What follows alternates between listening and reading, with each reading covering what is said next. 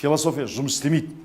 Діни уағыздар жұмыс істемейді. Бөлініп бірімізді қырып жатырмыз. Бірақ нәрсе жұмыс істейді. Ғылым.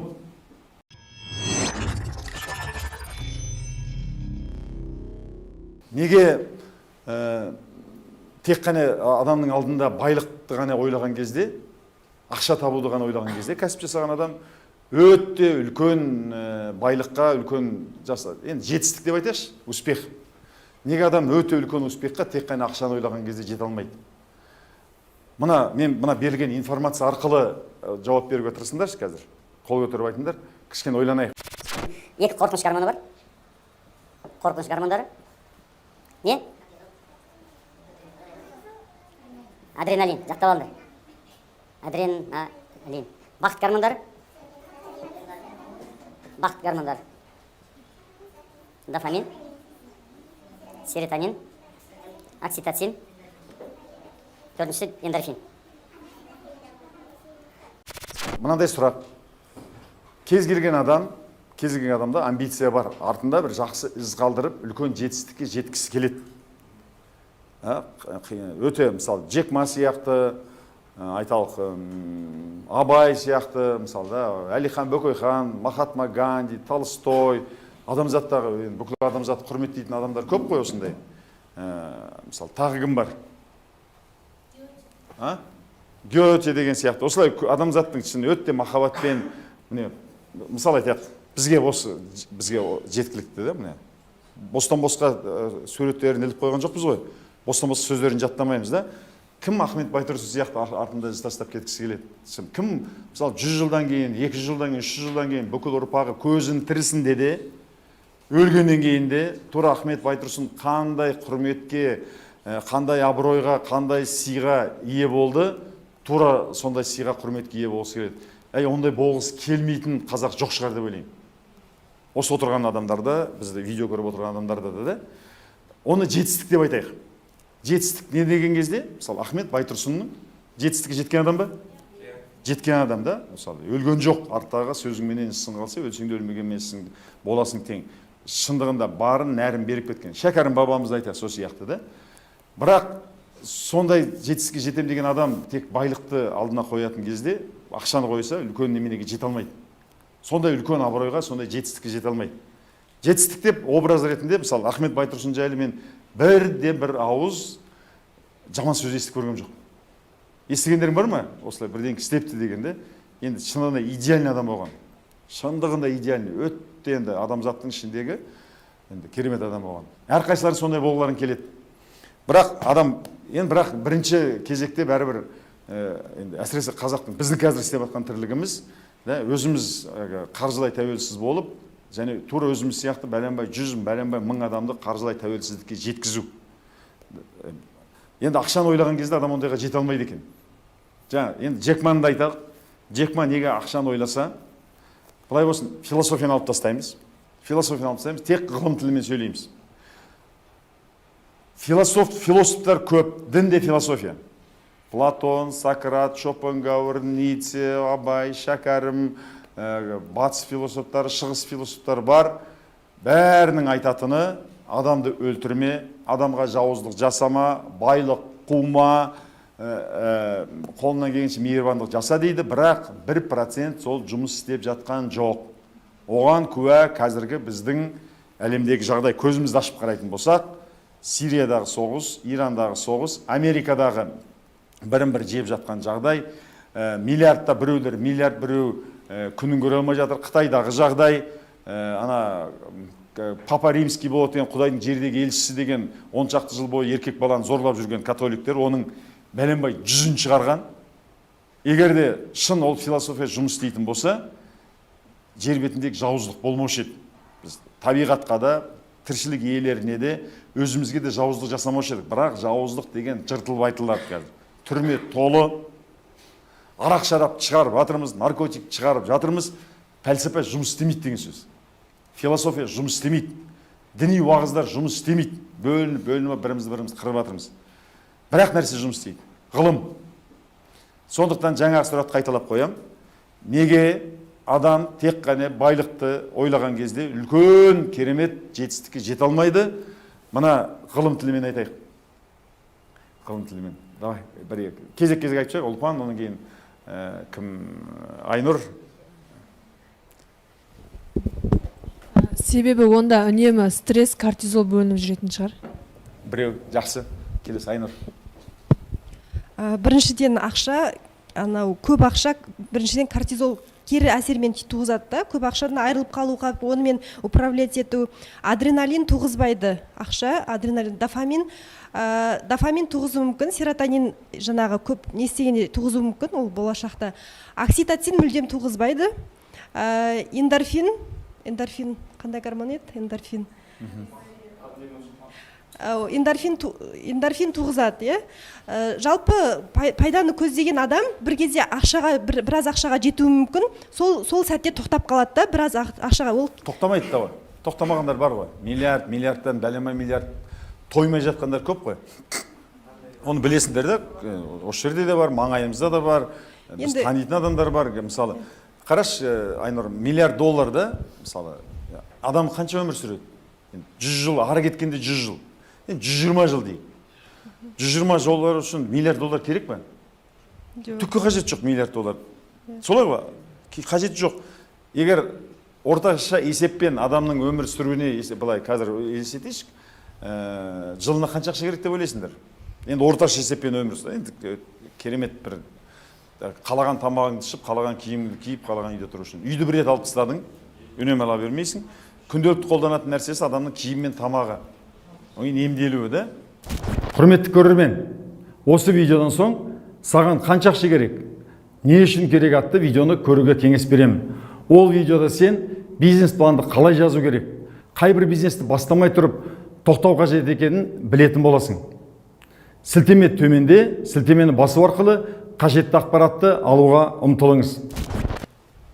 Айына бір $10,000 дейші. $10,000 тамақ ішу, нереально одан артық тамақ іше алмайсың да? Да, солай ғой. $10,000 болса, жылына $100,000 дейік. Орташа өліміз. $100,000, жылына $100,000, 100 жылға қанша ақша керек екен? $100,000. Енді адам өзі әдетте ақшаны 30-ға табады да? 30-40-ға келгенде тапты.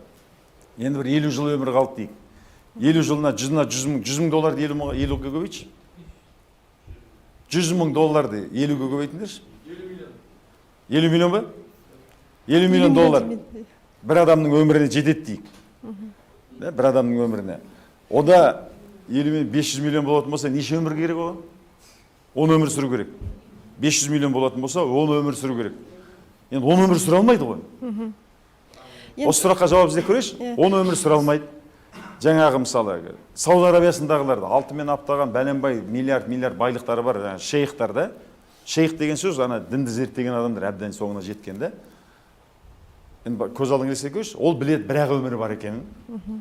Бірақ 10 өміріне жететін ақша жинайды. Аю, қасқыр, құмырсқа 10 өміріне жететін ақша тамақ жинамайды. Ақша деген тамақ. Тамақ пен киім, солай ғой. Ол бірақ өмір сүретінін біледі, бірақ 10-20 өміріне жететін тамақ жинайды. Неге? Неге Айнұр, неге ойлайсың?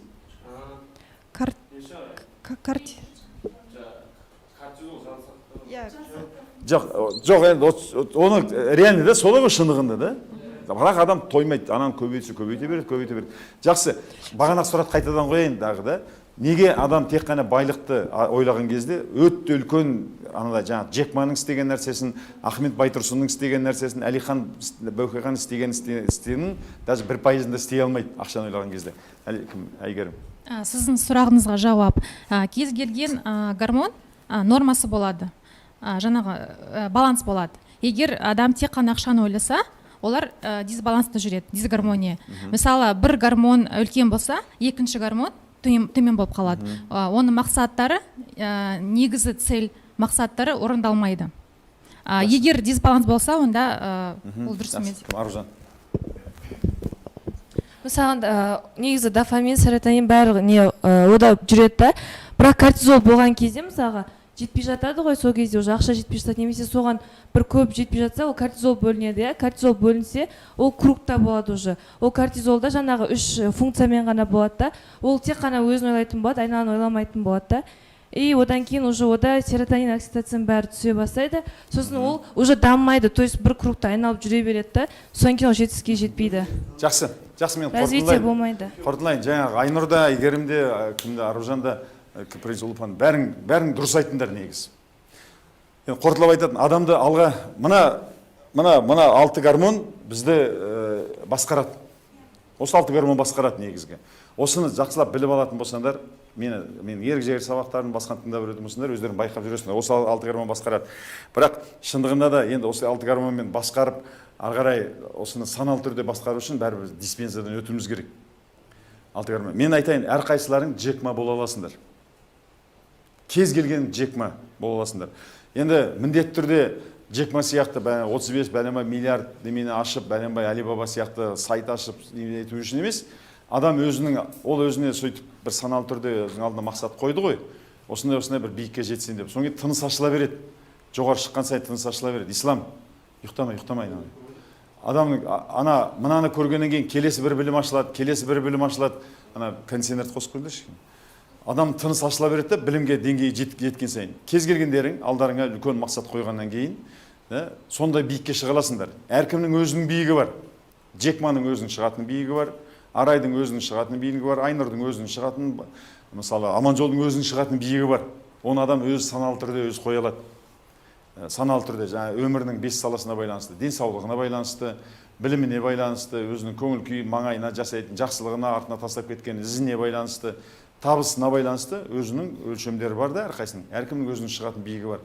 Сол шығатын биікті, мысалы, мынандай шық болса, мынандай биікке шығуға болады. Жаңа ақша ойлайды бірдеңке болатын болса. Әркімнің шығатын биігі мынандай үлкен биікке шыға алады да әрқайсысы.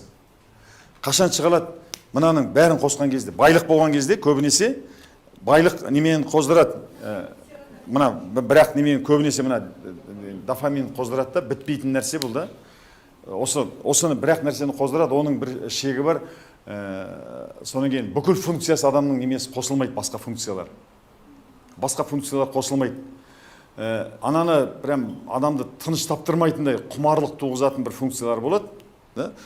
Ал енді жаңағы адам комплексіне неме еткен кезде, үлкен бір жетістікке жетем, артыма із қалдырам деген кезде, жаңағы байлық көп серотонин туғыза бермейді.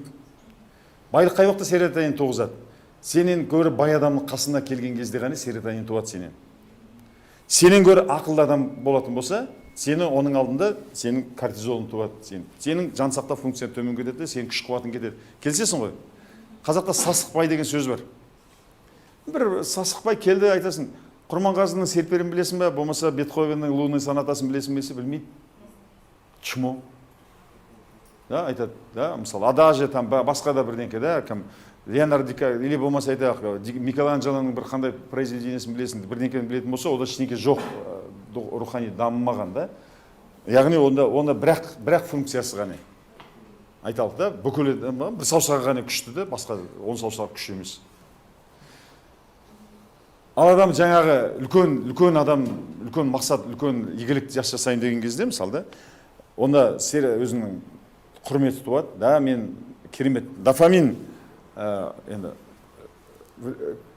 бәрібір сен жаңағы керемет жақсы қоғамға пайдалы істейтін болсаң, артынан байлық келеді. Қоғамға пайдалы іс жасайтын болатын болсаң, байлық міндетті түрде келеді. Жаңағы Джек-маға қалай келді, Билл Гейтске қалай келді, басқасына қалай келді, мысалы.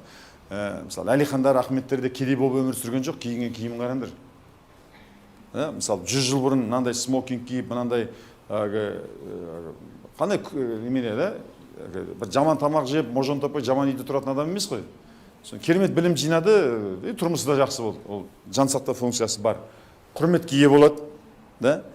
Соңын өте көп жақсылық жасайтын адамға, басқа жақсылыққа, оған окситоцин, оған құрмет керемет пайда болады. Неменеді? Адамдар жақсы көретін болады оны. Оны сезесің, жақсы көретін. Сені адамдардың жақсы көріп жатқанын сезесің, өйткені сен жақсылық жасап жатырсың. Оны прям адамдардың денесінен бөлінген немене сезіледі да, энергия сезіледі. Энергия деген сөз жаңа толқын келеді, соны миыңдағы неменелер туады. Сен қауіпсізсің, сені жақсы көретін адам көп екен. Да? Ол немене тудырады? Ол жаңа белоктардан экспрессия тудырады, жаңа белок, жаңа сенің денсаулығыңды жақсартатын белоктар тудырады. Сенің теріңді, шашыңды ағартпайтын, теріңе әжім түсірмейтін, түрлі ауруларды антитела туғызады. Бұл физиология. Эндорфин міндетті түрде туады. Эндорфин мына 4 бақыт гормоны адам туады да, бұл бақыт гормоны адамды алға қарай жетелейді. Адамды алға қарай жылжытады. Мынау енді мынаны туғызғымыз келсе де, туғызғымыз келмесе де өзінен өзі туады ол. Жердің тартылыс күші бар, оны біз қолдан жасай алмаймыз, өзі табиғаттың жасап қойған жердің тартылыс күші, сол сияқты бірдеңке дұрыс болмаған кезде кортизол туып тұрады. Ол болмаса бізде неменеміз болмайды. Өмір сүре алмай қаламыз. Ештеңеден қорықпайтын боламыз. Терезеден секіріп кететін боласың, отты ұстап алатын боласың. Өйткені сен информация қалай қабылдап алды? Отты бір рет кішкентай баланы көз алдыңа елестетші, 2 айлық баланы қоя беретін болсаң, пешке барып қолын салып алады ғой. Ұқпайды, өйткені оның миында әлі информация жазылған жоқ. Миында информация жазылған жоқ. Бір рет сұғып алғаннан кейін, ыстық шайды бір рет қолмен ұстап алғаннан кейін, үбай дейді, болды, информация қалды. Егер ол не қалып отыр? Мына адреналин мен кортизол. Сол ананы сақтап тұрған, жаңа ыстық судан сақтап тұрған, пышақтан сақтап тұрған, мәшиненің астына түсіп кетпеуден сақтап тұрған. Бұлай болған болса, кішкентай баланы еңбектен қоя берші, қазір мен неберем қоя берейін, мәшиненің астына кіріп кетеді, жүріп бара жатқан машинасына. Өйткені миында ол информация жазылған жоқ. Мынау керек, жан сақтау функциямыз. Бірақ бұны мынау кешке дейін көп бөлініп болады. Мынаның орнына мынау көп болған кезде мынаны тудырмайды. Жаңағы адам үлкен арман мақсат қойған адам, өтті үлкен арман мақсат қойған адамның мына 4 гормоны. Бұдан басқа да тағы да 30 шақты гормон бар. Сол үнемі қолданып тұрады да. Ал енді байлықты ғана ойлаған адамдікі тек қана біреу ғана болады да, оның бір мүшесі ғана жетіспей қалған. Үлкен неменеге жете алмайды ешқашан. Мына гормондардың бәрі нетпейді, керісінше байлықтан айырылып қалам ба? Өйткені байлық көп жинаған сайын саған көп қауіп төнеді. Өте көп қауіп төнеді саған да. Налогі бар, бандиттар тиісуі мүмкін, туысқандарың сұрайды, анау сұрайды, мынау сұрайды. Билікке көтерілген сайын мынау көп туады да, адам үлкен қасіретпен өмір сүреді. Адамның энергиясы, бүкіл күш қуаты мынаумен күресуге кетеді да. Байлығын жоғалтып алмасам деген. Ал енді мына адам, жаңа үлкен адам, өмірлік мақсатын қойған адам мына зонада жүреді, күнемі осы 4 гормон үнемі бөлініп жүреді. Соң кейін оған алапат күш қуат бітеді.